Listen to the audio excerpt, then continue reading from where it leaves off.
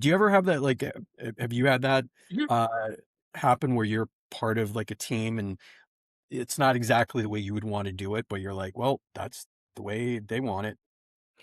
Absolutely. That's actually something that happens a lot, when I'm doing stuff with music, right? Like, I'll talk to the music producer and I'll give them the examples and the brief, but I never actually talk to the people who do the recordings or make the mixes and stuff like that, right? Like, that's his team. I don't talk to them, I talk to him.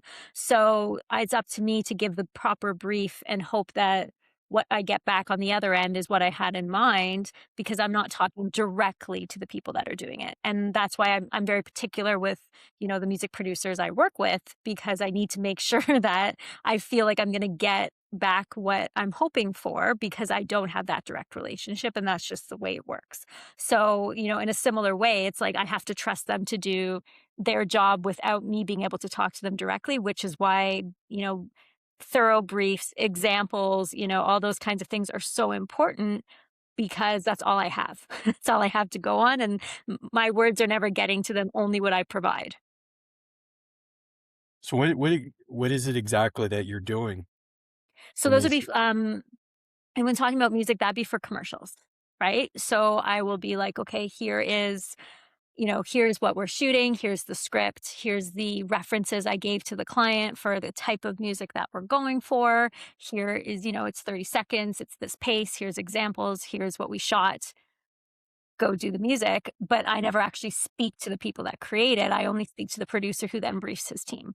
So that's where it's like I have to be able to be kind of hands off and hope that what I said comes back. And most times it does. There'll be times I'll be like, whew, that wasn't quite what I was expecting, but I'm happy to pass it on to the client to see if they like it.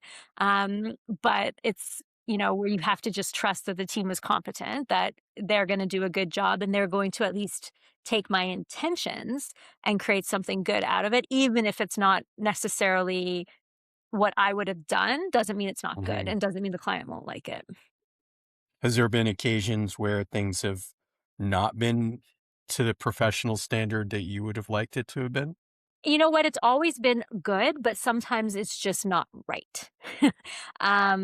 So they always did a good job, but sometimes there would be music that I'd be like, okay, I'm not sure this is necessarily what I would pair against this commercial, or it's not the right pace, or I already know what the client's going to say. But generally speaking, because of how it would work, they would usually do two or three different options. Usually within there was one that kind of rose to the top and was able to be tweaked. But yeah, there's definitely been times where I've been like, wow, was it my brief, or was it your interpretation of the brief that wasn't right? Because this was not at all what I had in mind.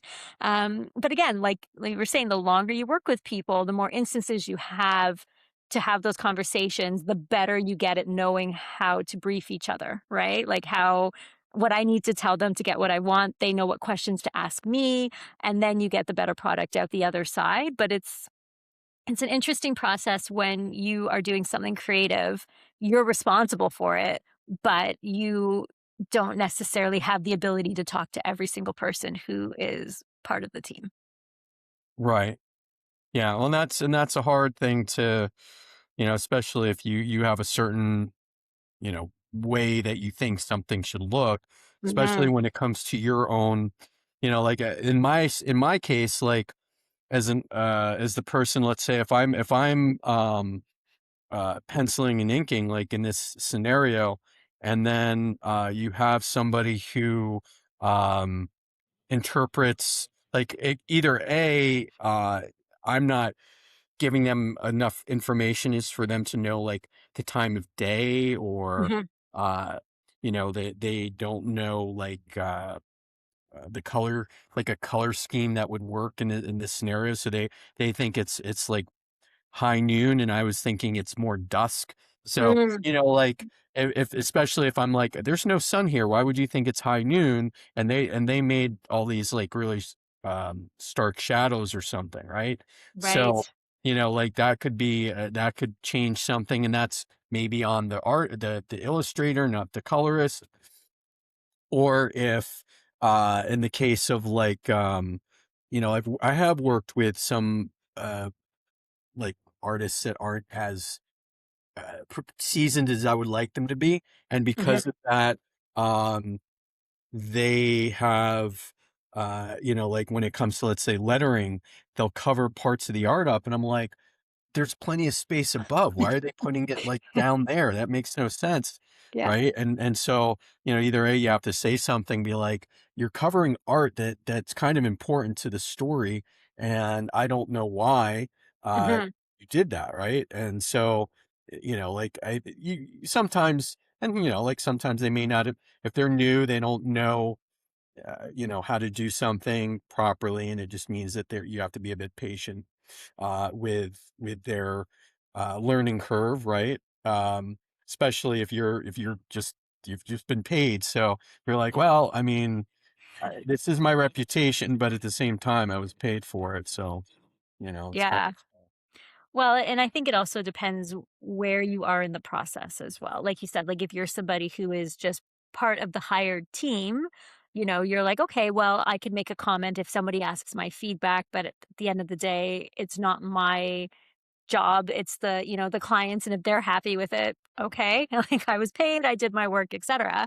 Whereas if it was, you're the heart of the team and you're the one who is, collecting the group of people that are doing all the work, you're the one that wants the finished product, you're going to have a slightly different level of approval and having a say in how some of these things happen.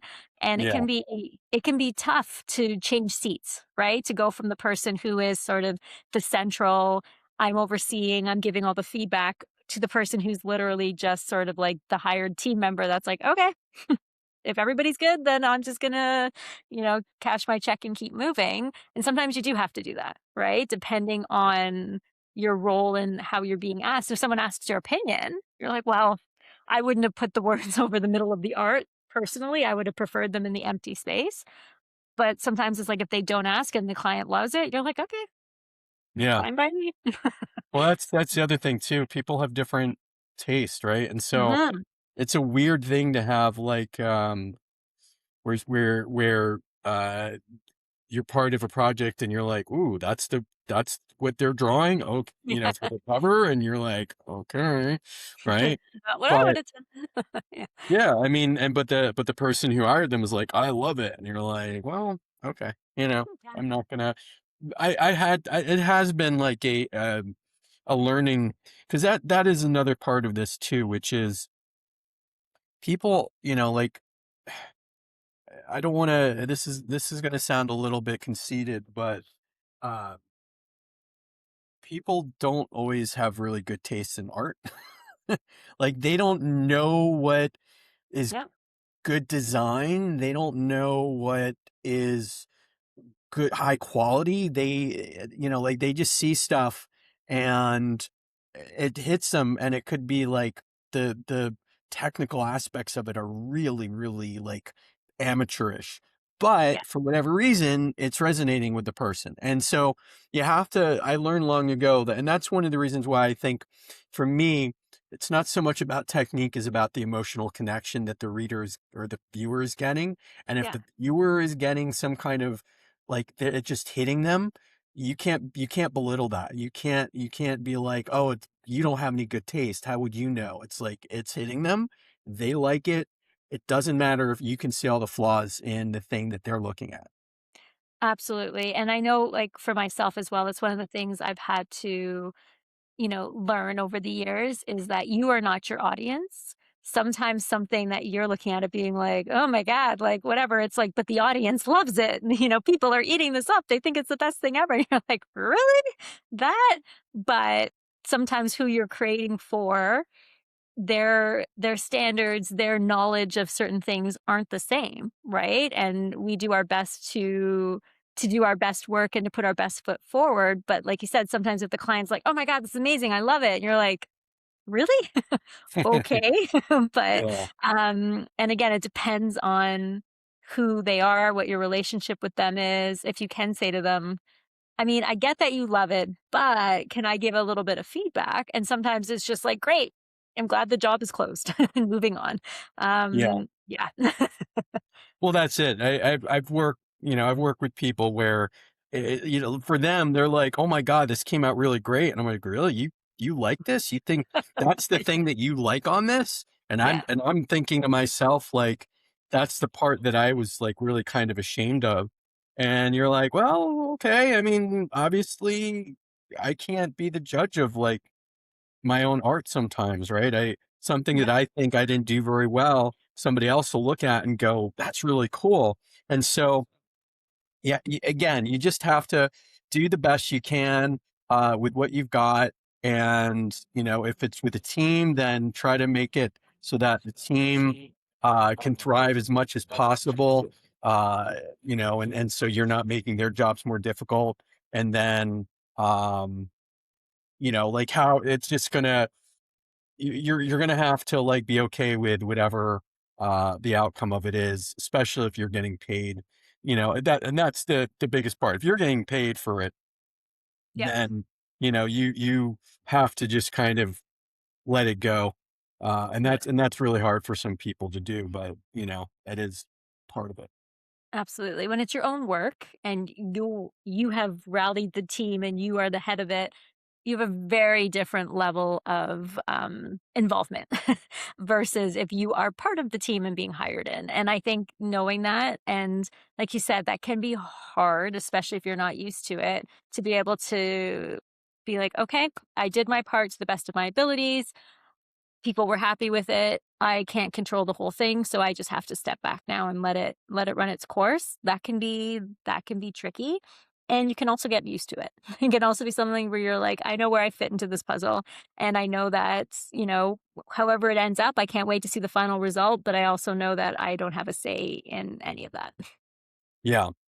Yeah, that was a lesson I learned years ago when I was working in toys, just especially if you had when I had multiple bosses that would ask for, like, completely contradictory things throughout the day, Mhm. and my immediate boss would tell me what was the priority for, you know, depending on, like, the mood of the boss that day, right? Where, if like the one boss is in a mood and I'm like, is this the thing that you want me to work on? It's like, yeah, just do it because, I can deal with the other boss because they're not going to care that much, but this is this boss's pet project and they really want it and we just have to Yeah. do it for them. And, and then, it'd be like the worst part of it. I mean, I got used to it, but the worst part would be like I'd finish the thing and I'd go to my media boss and go, "Okay, it's done. We can send it to him." And he's like, "Oh, yeah, he doesn't want it anymore." And you're like, "Really? Like we went through Doesn't all of care. that? He's moved on. If like like you told me how much he cared about this and how Yeah. important it was and now he's like, "Oh, it's not important anymore." Right? Um so that part always that when you had to do that, then you're like, "You know what?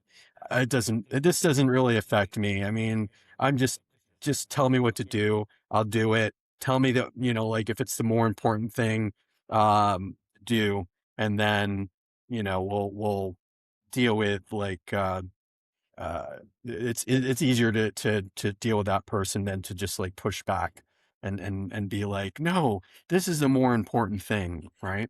Yeah. Yeah. I mean, that's always yeah. Having worked in the toy industry, yeah.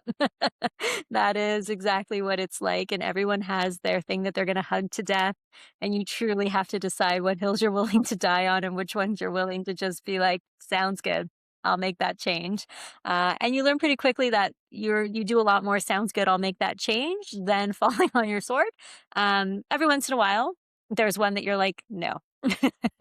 I'm gonna push back hard on this because I got opinions. And usually what I find is that if you don't push back a lot and you can work with if you do push back, people listen, right? Because it's like you're Right. usually pretty like, okay, no problem, go with the flow. So if you're making a stand on this, there must be a good reason. So you kind of you learn how to play those cards, right? You don't do it on every project or it just becomes like, yeah, yeah, yeah, that's just what she does. She just makes us think about Right. everything versus it being like, no, you know what? I'm usually good with it, but for this instance, I'm really going to have to say that I don't think that's a good idea. And usually if you earn a bit more credibility if you kind of pick your battles better. Yeah, well, that's right. And that's only through like like experience, right? Yeah. You well, Yeah, you just exactly. You have to have you don't know. experience and you have to have a good track record too, where people are like, "Okay, you know what? They do good work, and generally speaking, they don't put up a stink unless it's something that is gonna negatively affect the final product in some way." Yeah. I mean, and now let me ask you this: in those Mhm, occasions, was it a scenario where you were like, "Okay, I think this is gonna be a better idea if I do this," but at the end of the day, like, it's just more like my integrity of, like, I wanna write something better than what I'm writing? Or is mhm. it has it been a scenario where you're like, "Oh, this is gonna be a mistake, and we're gonna have to redo this, and I need to, let them know now, because if I don't, then I'm gonna be the one having to deal with this later on." So both. There will be times specifically for toys, as an example, there's certain things you just cannot get away with from clearances, right? With a client, how you push back, what you push back on, what you let slip through, what you creatively write into the copy so that it doesn't lie. It's honest, but it also kind of fulfills what they want it to do. It's especially when you're only working in 30 seconds, it's a really delicate balance to get all those Mhm. things in a legal way, that still has some kind of fun to the sound of it because a kid has to listen to it and want it. So Yeah. Yeah, well, again, like, some of these, the executives, the one thing that they may be great when it comes to, like, figuring out, like, marketing and all that kinda stuff, but they're not great when it comes to, like, imagination. Like, they mhm, can't imagine the thing, being able to see what it's gonna look like in their head so that they can be like, "Ooh, I can already see all these ideas I'm coming up with are gonna be problematic."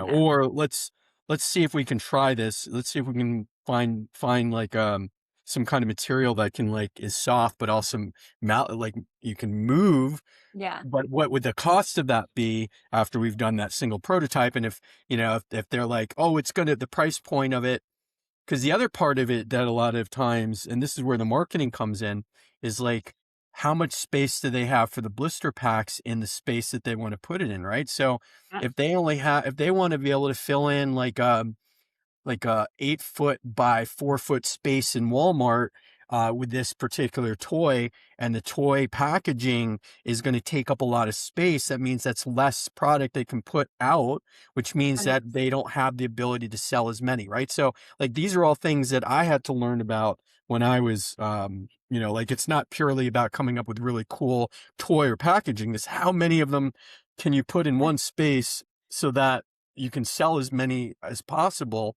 because when somebody sees it, they're more likely to buy it versus something that is hard to see for them, right? Or it gets drowned out. So there's a lot of things that go into the psychology of it, and the planning of something. It's not as simple as just like, uh if you especially if you like add like an extra inch to the top of a design of something, that's Yeah, like, all of a sudden now you have to multiply that by how many rows that it's gonna change the dimensions of, and now you have one less row.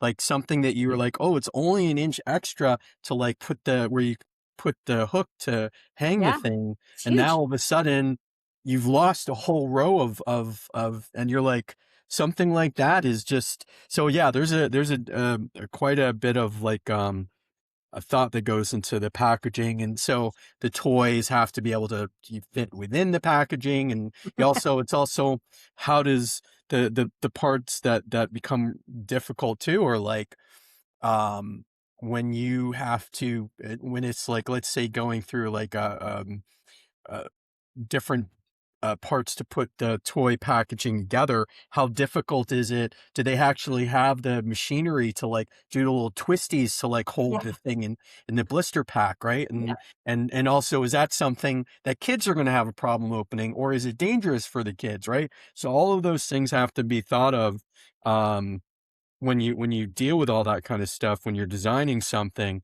and that's, like, um, think of that's why comics in some way are they're much, much easier, and, like, you kind mhm, of although you do have to consider, when you're designing the size of the book, you have to think about like where is it going to fit in a space in a comic shop too, right? Yeah, If you do something bigger than a comic book, you have to think that the comic shop may not be able to fit it properly. It's going to be a weird size, and they may have yeah. to put it in a different area that isn't as easy for people to find, right? So these are things you have to think about in the comic book side, right? We can get Absolutely, and into that goes that. for any book, right? Like, truly, if you choose a size that's too big or too small, suddenly you're not next to the books you should be, and that's not great for marketing and sales. So, Yeah. yeah. So I think I've pretty much finished the line art for this. This looks great, and like we talked about, like,